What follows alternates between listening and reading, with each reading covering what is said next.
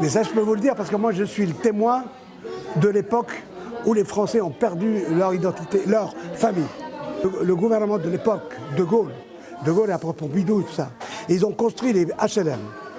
Un HLM, c'est pour 3 personnes, pour 4 peut-être, pour 6, mais pas pour 40. Et les gitans, tu ne peux pas vivre s'il n'y a pas toute la famille. La musique, les fêtes de famille, aussi bien chez les décès que chez les mariages, tout le monde est là. Ah oui, à la maison, on ne va pas à la morgue, nous. Hein. On garde les morts à la maison jusqu'à l'enterrement. Si c'est 4 jours, c'est 4 jours. Mais avant, chez les Français, disons les Français, ça se faisait aussi.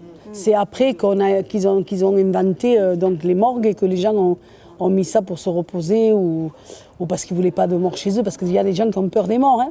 Mais après, tu vois, chez les gitans, c'est resté. Parce qu'on est nombreux aussi. C'est sûr que tu ne peux pas faire une veillée à 6. Tu vois ce que je veux dire? Maintenant, les gens, ils se perdent. Les gens, ils se marient, ils ont des enfants, les enfants s'en vont à droite, s'en vont à gauche, les neveux sont à l'autre côté de la France ou à l'étranger. Alors quand il y a un décès, quand tu qu'ils fassent, les gens, ils viennent 1 heure avant l'enterrement et 1 heure après l'enterrement, ils sont repartis. Tu vois? Donc ils ne peuvent plus se permettre de faire ça. Mais nous, on est tous là. C'est le numéro 1, c'est la famille. Parce que nous, le travail, on s'en fout. Nous, si on va travailler à côté là, et qu'on va gagner 1 000 €, on ne va pas dire je vais partir après là-bas dans le Nord pour en gagner 3.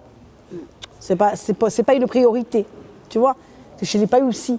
C'est le travail, l'ambition, la carrière, et puis ils ne se voient plus, et puis ils se perdent de vue. Il y a plein de vieux qui sont dans les maisons de retraite, qui sont escampés, qui sont tout seuls. Nous, les vieux, n'ont pas besoin de retraite. Hein. C'est quoi être gitan en 2015? C'est tellement il n'y avait pas la télé avant, là ils ont la télé, alors ils veulent faire comme les jeunes, s'habillent très modernes, elles sont très coquettes, mais l'âme gitane, je crois que c'était pas ça. C'est pas l'homme était fier d'être comme il était, même s'il n'avait pas d'argent, mais il avait qu'une parole d'honneur. Tout ça, ça a un peu évolué, il y a des choses qu'on a perdues. On a perdu.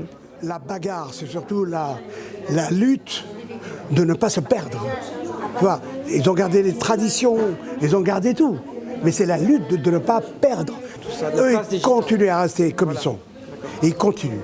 Et c'est pas parce qu'on les met dans des bidonvilles ou parce qu'on les met dans des cités ou je sais pas quoi qu'on veut les enfermer. Parce que dans le temps, on les avait enfermés aussi. Hein. Oui. On les avait enfermés aussi dans des camps. C'est pas des camps de concentration. C'était des camps, c'était des endroits qu'on appelle les hôpitaux de la charité.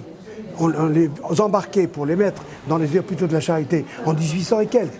Donc, et après, en 1940, on les enfermait dans les camps avec des trucs horribles qu'on leur a fait. Mais même malgré ça, ils sont toujours là. Toi, c'est toujours vivant et toujours là. Et donc, c'est pas maintenant, en les poussant, en habitant dans les forêts ou tout ça, qu'on va essayer de les anéantir. Encore, jamais, ils pourront jamais les anéantir. Parce qu'ils sont trop forts dans leur culture. C'est pas des bandits. C'est juste des gens qui font des enfants, qui aiment leurs enfants, qui travaillent. Et donc, ils continuent à être eux-mêmes.